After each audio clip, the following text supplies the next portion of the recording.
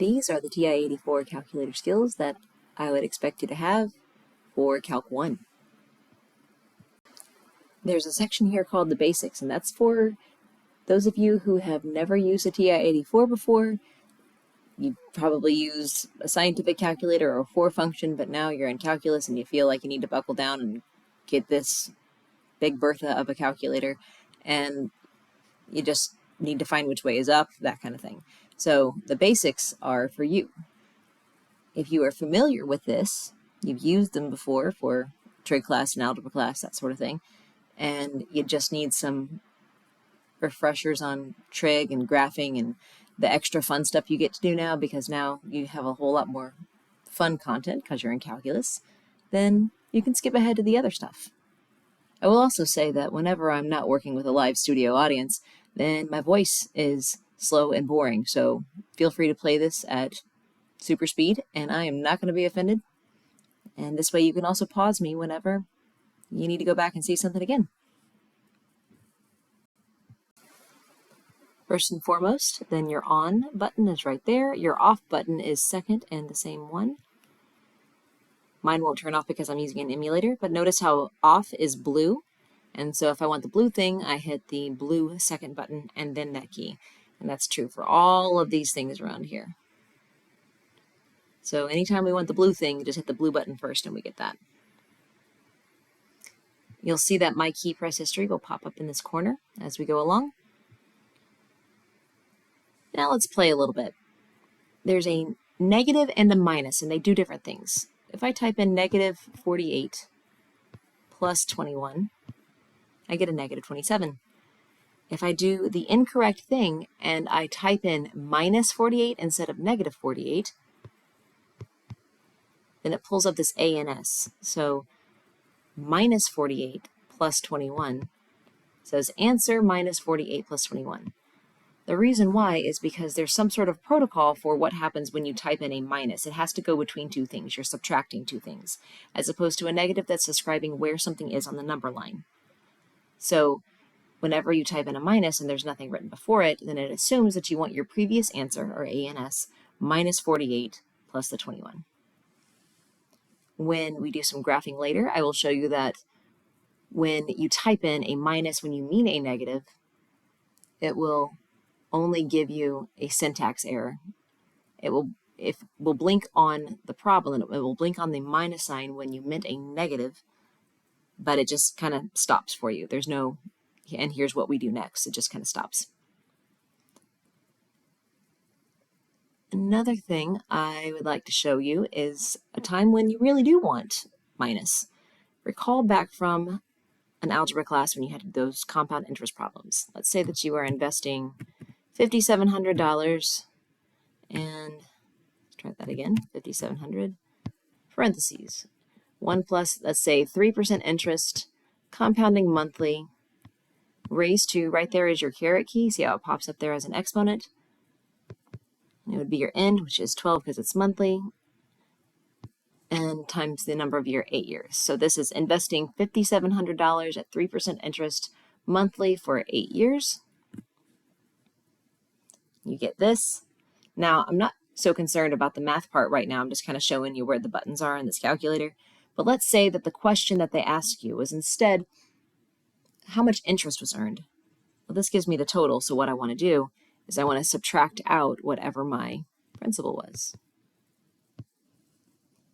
And that's when I really do want to say minus that. I don't want to type in that 72.43. I don't want to do that. Anyway, the amount of interest I earned would have been $1,543.95.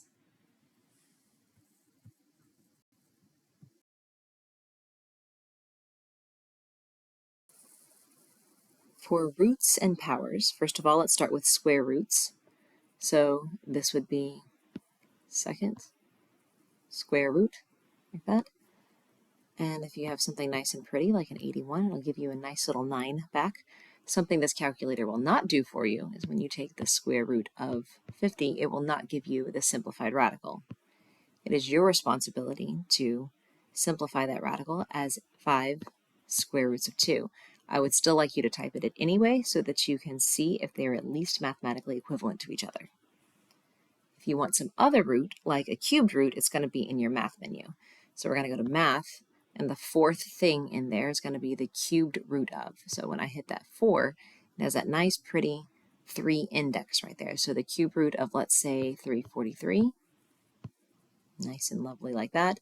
Let's say you want some other root, like the 5th root of 243. First of all, let me type in the 5. And I'm going to go back to my math menu, and the 5th option is an xth index, so the x the root of. So that's the one with a little tiny x right there, so it fills it in for you. When I choose that one, number 5, and it pops that 5 that we previously typed into the index, and then we can type in our 243. So that's how you can find your roots. Now for powers, then the first one is going to be x squared. So x squared is a button that is right here. The problem is that the button says x squared, but what it does is it squares something for you. They can't just put a 2 on there and as a superscript, because how would you tell if that's a 2 or a square? So they wrote x squared. It does not pull up an x for you. So you have to type something in first, like 2.14, and then when you hit that button, it squares that answer. That one's a little bit nicer sometimes, because when you just need to square something, which you're going to be doing quite often, then it's 1 key to hit as opposed to 2.14, and then you hit your caret key, 2, and then get out of there. So the first way, when I used this key, when I needed a square, I hit 1 button. When I did it the second time, I had to hit 3 separate keys for it. I have to hit the caret key, I have to hit the 2, and then I have to get out of there. But that power key is useful for all other kinds of things. Like, what if I wanted 56.1 and I want to raise that to the 1/3 power? I can now, because I'm just using those powers. Or if I wanted to take 3 raised to the 1.57 power, I can. You can also raise things to nice and easy powers, like 2 to the 8th power.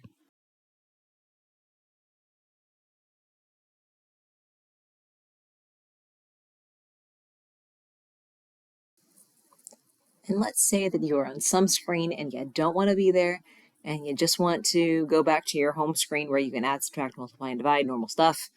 Then the way that you get back to your home screen, you probably don't want to hit clear. Sometimes that'll get you where you're going. Sometimes that deletes something that you don't want. But you want to go to second and quit. It's the second, and the button says mode, but I'm really getting to quit because I hit the blue button first. So again, when you are somewhere where you don't want to be and you just want to get to the home screen, second and the mode button is quit. Fractions are going to be a lot cleaner from here on out.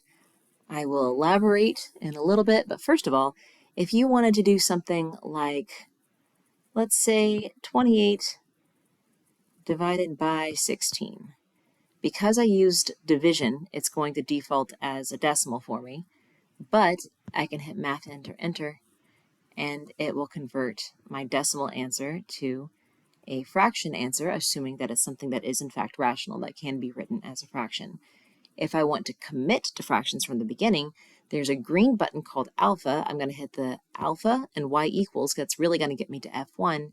And enter is that n over d. So that's 28 over 16. Like that. Again, that's alpha y equals enter. And it will let you simplify fractions. It also does things like if you wanted to add, let's say, 4/9 plus alpha y equals enter, 7/6. It will find common denominators and answer back in a simplified fraction, and in fact an improper fraction. This is something that we're going to use to our advantage. You should know how to do that. You should know how to find common denominators, but if it's just numerical things, then let a machine do that part of the work for you.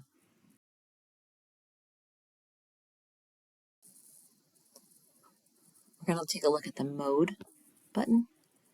Right here, you want to be on math print. That's the thing that makes your exponents look like exponents and your fractions look like fractions. If you're on classic, it'll look like a TI-84 screen instead. Normal scientific English, this is scientific notation, that kind of thing. You might want to use that in a science class sometime, but not right now. Float is use as many decimal places as makes sense, and these numbers will specify how many decimal places you need. So if you need something to the nearest thousandth, then I could put that on 3. I would go over here and from float to 3. I'll show you what that will do.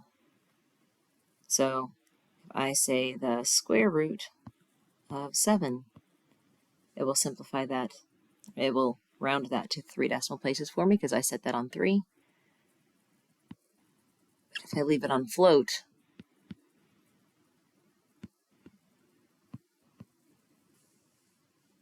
it will go until it runs out of spaces. That's an irrational number. The decimals shouldn't terminate, they shouldn't stop. So back in mode, float is generally what I want. Sometimes when I want a monetary answer, so dollars and cents kind of stuff, then I will put some sort of protocol in there to round my answer to 2 decimal places so it looks like money. Another thing that's going to be super useful is this radian versus degree. And so in radians, we're going to be doing most of our Calc 1 and Calc 2. In Calc 3, there's a lot of degrees and sometimes some radians. In physics, there are more degrees than radians again. In engineering, a whole lot of degrees. But this is where we're going to change that mode. This one is going to be function and sometimes polar. That's going to be more of a Calc 2 kind of thing. Every once in a while, you're going to see parametric. But we're going to stick mainly to function because that's our f of x kind of situation, things that we're going to be doing most of. It means function like y equals mx plus b can be f of x equals mx plus b, and that's a function. Passes the vertical line test. It's that kind of function. I'm a personal fan of not having this real thing selected, but instead a plus bi, because if I have imaginary answers, I want to see them. Complex. My answers are complex, I should say, not imaginary. And this is just to see, I want my full screen one thing at a time. The graph in the table can be useful. I don't know that it's going to be super useful for us right now, but this graph table thing will show us some more features where you can have an XY chart on one side and then the graph on the other side, and you can see how the XY chart and the graph work together. Fraction type, this is improper fractions. This would be mixed numbers. We don't want to do that. Answers, we want on auto, so fraction answers become fractions as opposed to force everything to be a decimal. In statistics, you might want everything to be on decimal. The other things are going to be more stats-based. But that is what is in your mode. I want to get out of here, so I hit second mode. Clear. And the last thing that I want to show you in the basics is how to edit, how to delete and insert. So this is the thing that I made up earlier. And if I hit enter on this, I get an answer. But what if, oh no, I didn't mean 12 months, I meant 365 days. So you can go back up with your cursor, grab it, hit enter on that, and edit this. Now, the problem is if I start typing 365 like that, then it's going to write on top of the character. It's going to replace a character, not insert a character. I want to insert. So if I want to insert, I'm going to hit second and this key right here, because the blue thing that I want is INS for insert, and then I can type in whatever I want and it will move things over. If I want to delete something, it's just the key without the second, DEL, delete, delete. I can hit second and that to insert my 365. And that's how you delete and insert. What I don't want you doing is retyping something every single time you've made some sort of a keystroke error. So learn really well how to go back and edit as opposed to retype everything, because that's going to get exhausting. All right, and that's it for the basics. I will be talking about the 6 trig functions, but first I want to discuss radians versus degrees. For example, if I'm looking at the sine of pi over 6, to get pi, it's second in your caret key over 6.5. Math enter if you like to see it the way it shows up on your unit circle as 1/2, because it's a rational number and I can. But that's because I'm in radians, and that's why I was using a pi over 6.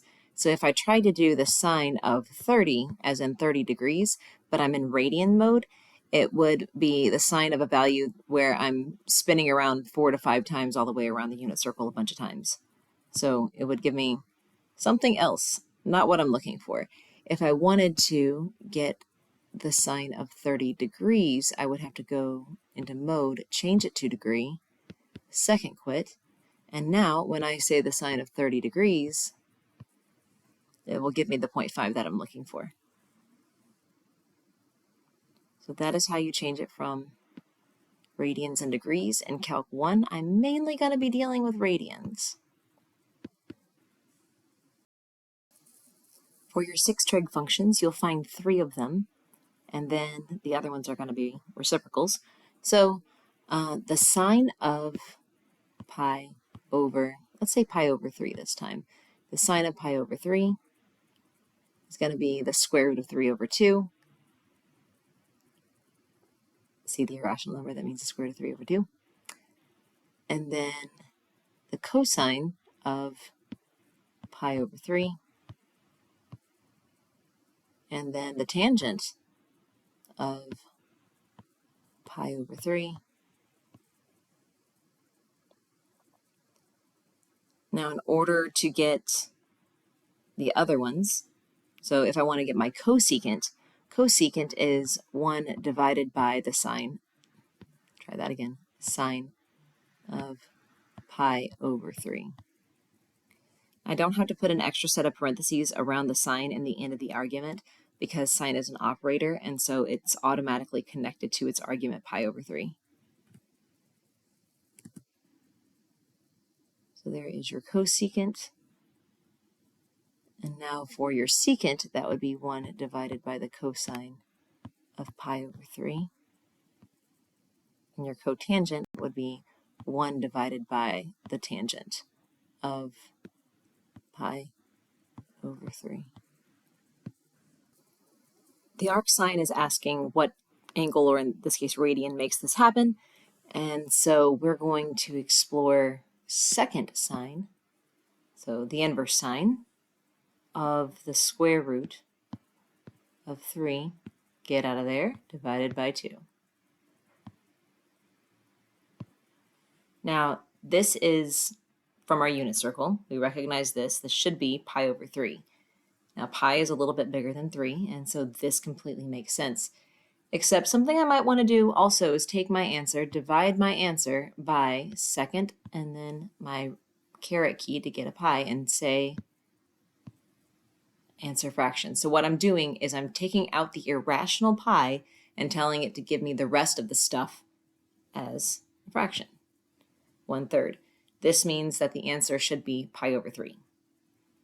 If you can get that from the 1.047 blah, blah, blah, perfectly fine. If you don't need to do that, that's fine. But in order to make it look like a pretty radian, this is a personal choice. Now, another thing is that I need to find the inverse secant of negative square root of 2. So I'm looking for something in quadrant 2. So what I'm going to do is I'm first of all going to take the reciprocal of that. I'm going to look for the inverse cosine of negative 1 over the square root of 2. I'm going to do my same little trick here. Clear that out, try that again. Take that answer, divide it by pi, and say, give me an answer that's a fraction. Math enter. That was so close to the thing that I was looking for, which would be 3/4. It's 3 pi over 4.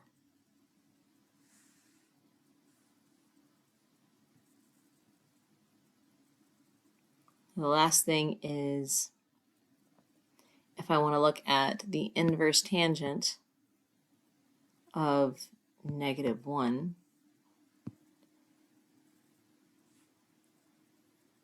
divided by pi math, enter, -1/4. So that should be -pi/4, because remember the tangent is in quadrant 1 and 4.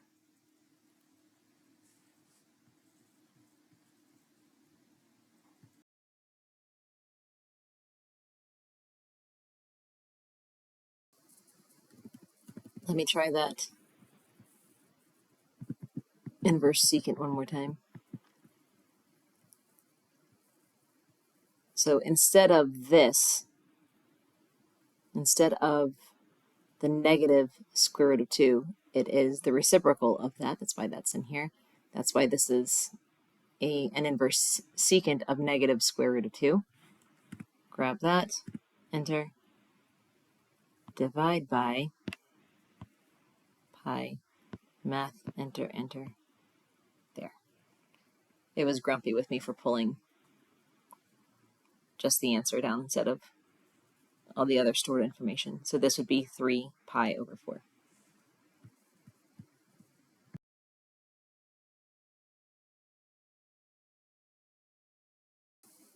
So let me go to graphing for a second.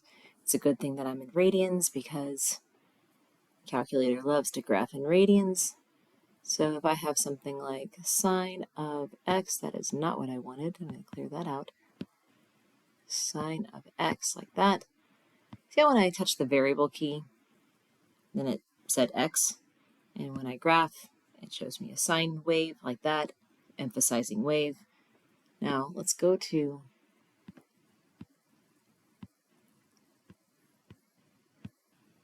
polar. So I'm going to switch from function to polar. When I highlight it, then I hit enter, so that's selected. Now when I go to y equals, it actually says r equals. And so sine of, and then when I hit that same button, it says theta. It doesn't say x anymore. If you've ever graphed with one of these, and I will elaborate on the graphing pretty soon too, then usually we just have x's and y's, but now we have thetas and r's. Graph, and there's your lovely little circle. You graph all kinds of lovely things. Let us insert 8 right there. Let's insert a 5 right there. Pretty things.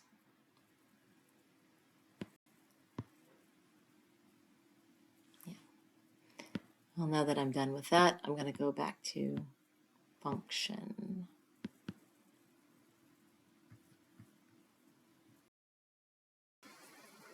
So lots of fun things to graph here. I'm going to start with where's the y equals button? It's right here. We want to type in any function that we're going to graph in here. And you can type in more complicated things now. So like x cubed minus 5x squared plus 4. See, all kinds of fun things. And then zoom 0, window. Looks like their y equals a little heavy-handed. Maybe let's make this -20 to 20. Something like that. Now, some things you should see right now are going to be your y equals key is right here. And your x key is right there when you are in function mode. So I have y1, y2. I can graph multiple things if I want.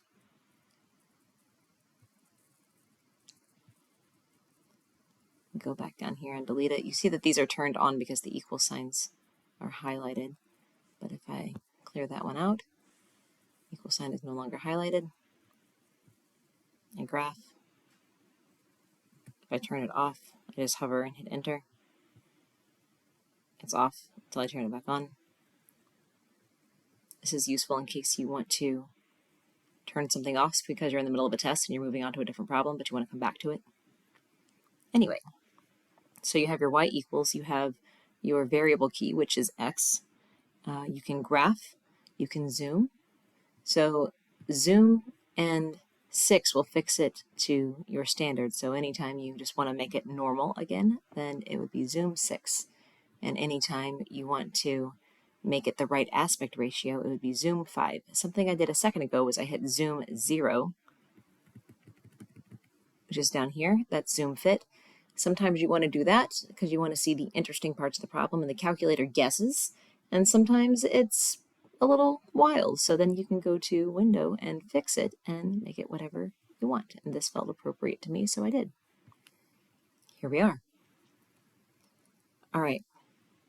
So the next thing I want to show you is this trace key that is right here. And it will lock onto some spot. But I also have the ability to pick an x value, because this is a function, input output. So 3, enter. And when I do, it does this lovely thing of it shows me on screen when x is 3, then y is negative 14, and it blinks there for me. That is super helpful. So when you trace, it will choose a place to lock onto. Sometimes it's going to be something pretty, and sometimes it's going to be some wild pixel. No matter, you can just type a number, whatever value you want for x. And then when you hit enter, then you'll see this is the equation it's locked onto. This is the x, this is the y, and this is what it looks like in context on that picture. Now, if you want to calculate a particular value, you can right there too. So second and trace will give you the calculate menu. That value thing will do the same thing that trace did, just without the picture. Another thing is the 0 of the function. So if you want the 0, in other words, where is the x-intercept? So if I want the 0 of the function, then it asks me right here, what is your left bound? So I'm going to come over here. I want to find out where it crosses the x-axis, close to here. And so I am a little bit to the left of whatever this is. I hit enter. And then I scroll a little bit until I'm above it. And it says right bound right here. I say enter for yes. And what it's going to do is between these two little arrows, it will find the spot where it switches from negative y stuff to positive y stuff. Would I hit enter? Guess? Yes. You have to tell it to guess because it's a machine. And it blinks right there. Now, this is 1 times 10 to the negative 11th power, so pretty much 0. And this is the value it's giving you for x. So this is what it's doing its best to find the x-intercept right there. So second, trace. In this calculate menu, then we already talked about what value does. We've talked about the 0. Now you have a minimum and a maximum. It doesn't just identify, oh, your first derivative is equal to 0 at these 2 points. You have to tell the calculator if it is a min or a max. So if I choose a maximum, number 4, I can't choose this value down here. It has to be this one, because what it's doing is it's finding for a max the highest y value and then reporting that. So am I left bound? Enter. Scroll a little bit over here. Anywhere to the right of it's fine. So this counts, this counts, this counts. It doesn't really matter as long as you're somewhere to the right of it and there's only one maximum between the 2 spaces that you're specifying. So there's that. And then it says guess. It says I'm a machine. Don't get mad at me. There you go. Right there is virtually 0. And then this is y equals 4. So it has a max right there where y equals 4. Now we're going to go to the other one, but we have to specify that the other one is a minimum. It will not figure that out for you. I'm to the left of it, so enter. I am to the right of it, enter, guess. Right here, it's where x is roughly 3 1/3, and y is negative 14.51852, and it blinks for you right there.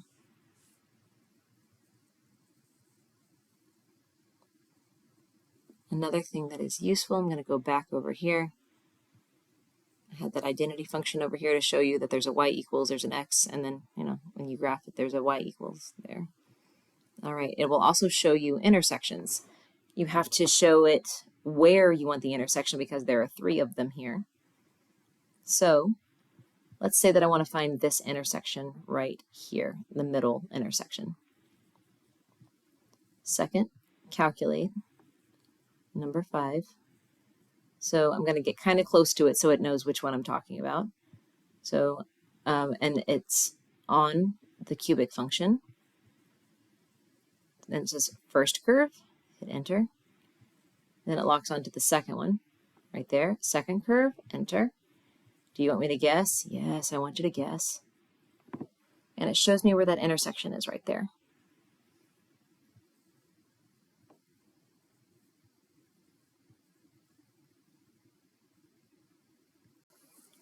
One other thing that I think is kind of interesting here is that it has kind of a function notation. It's kind of set up really well for that because of this.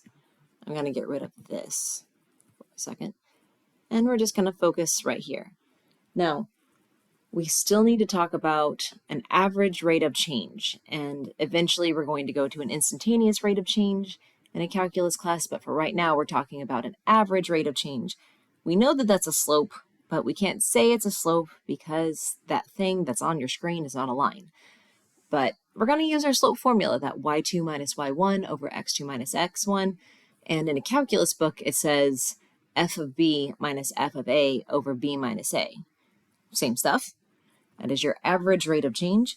But the way that we could do that in a calculator, let's say that you were told to find the average rate of change between, and I'm going to trace to show you where these two things are, between when x is 3 and when x is 5. Like that. Now you see how on screen, then it will show you what those y values are. You could just type those in. Totally fine. No problem. However, if they are rather complicated things, just want to show you how fun this could be. I'm going to go back to my home screen. So the y value at the second point, I just want to show you what that would look like before I get into the actual rate of change. I could say bars, I'm going to go 1 to the right for y bars, function, you know, that kind of thing, and say y1. This is the same as the notation of f of 5. So y sub 1 of 5 would be the same thing as f of 5. It's that stuff right there. It works exactly the same way. So I'm going to call a fraction, and I'm going to say y of 5 minus y of 3 over 5 minus 3. And I'm going to get my average rate of change that way. You see how it's the slope formula? This would be y2 minus y1 over x2 minus x1, also known as f of b minus f of a over b minus a, your average rate of change. You can use this as your function notation.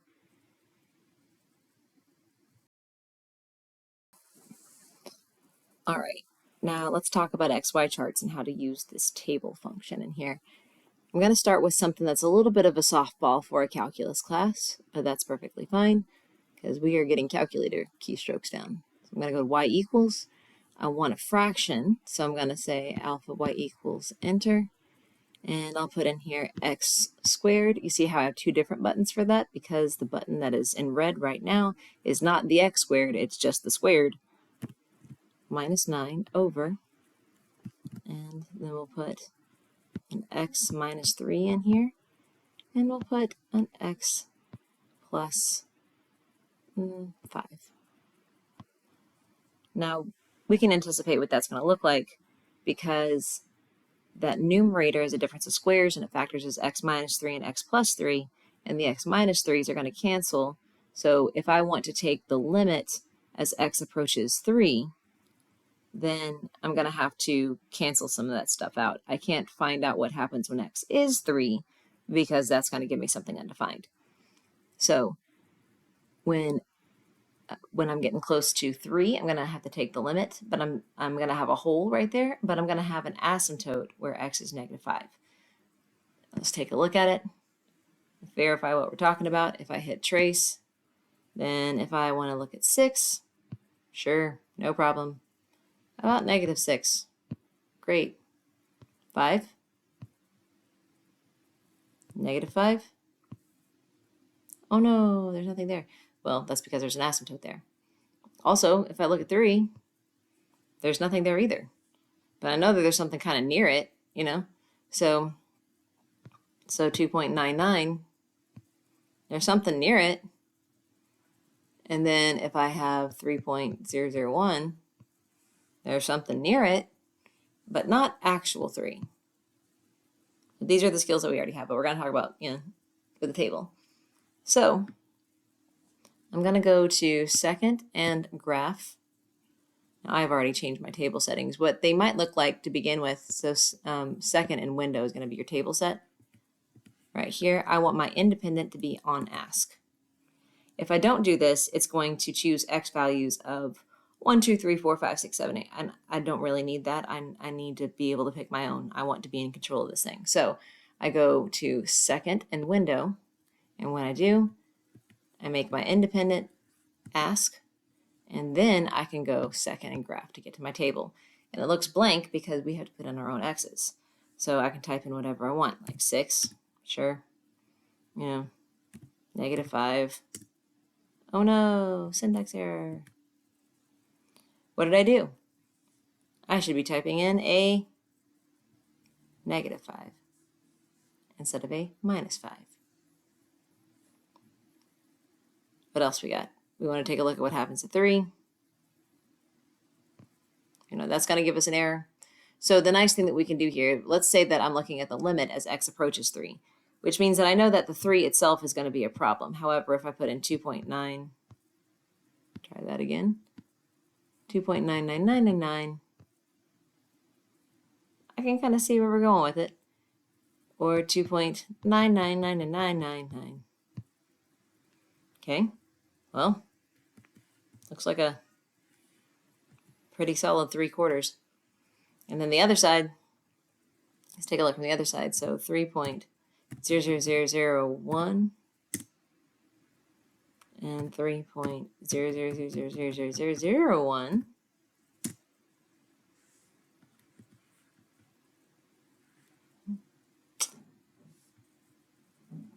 So even though these numbers are not going to be exactly what they show up here, they're going to hover over them to see down here. We can see what happens as x approaches 3. 3, error, because there's a hole there.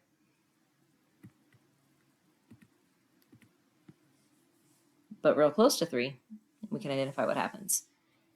Contrary-wise, we know that some nonsense is going to happen when we get to -5. But if I type in a -4.999999, that's really negative. And if I type in a -5.000000001, really positive. So the fact that getting real close to 3, or where that hole is, goes to a number is useful information. And where the asymptote is, going in a couple different directions, that is useful information to you. Now, one more time, the way I can change the settings so I get to pick my own x's would be second and window. That'll get me to table set. I want my independent x to be on ask because I want it to ask me, the human, what I want for x, and I want the dependent y to be on auto because I want it to figure that out itself. And that is what your graph looks like.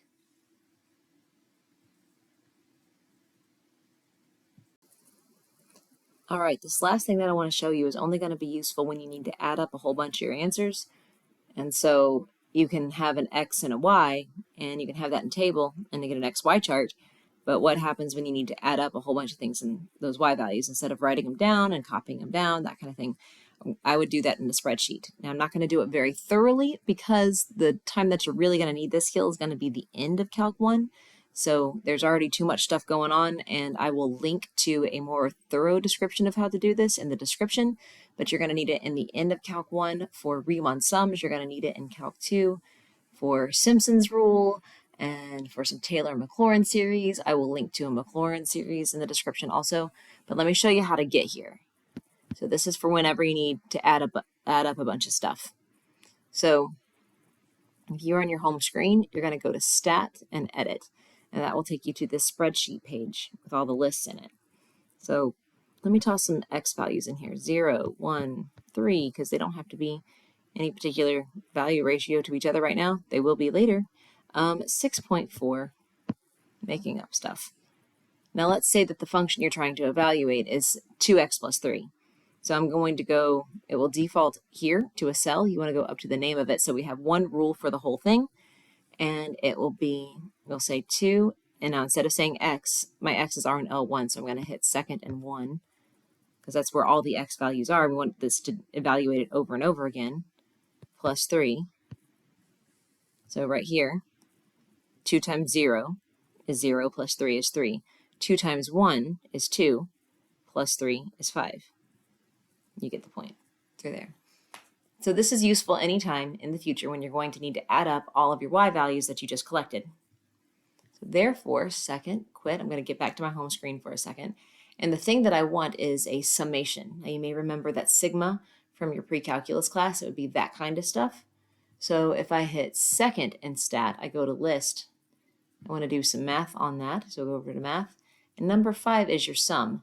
This 5 right here, that is the same thing as your sigma from your pre-calculus class. And if I want to add up all the stuff that I have in L2, then you do it that way.